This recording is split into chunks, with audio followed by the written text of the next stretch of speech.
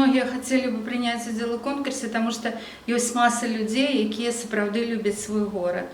Ну і вот мне захацелось проста падзяліцца нейкімі ўражаннямі пэўнага перыяда свайго жыцця.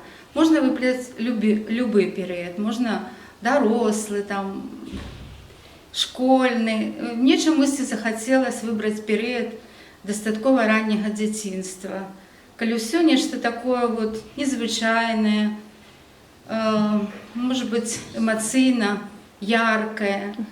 Ну вот я написала такие замалёвачкі. А ці думалі, што станеце пераможцам? Ну, я не думала, што стану пераможцам, просто паслала матэрыял. А якія вашы цяпер уражанні, калі вы ведаеце, што вы перамаглі ў гэтым конкурсе? Ну, мне вельмі прыемна, асабліва прыемна, што другое месца заняў член Союза письменников, вот, ну, так сказать, профессионал.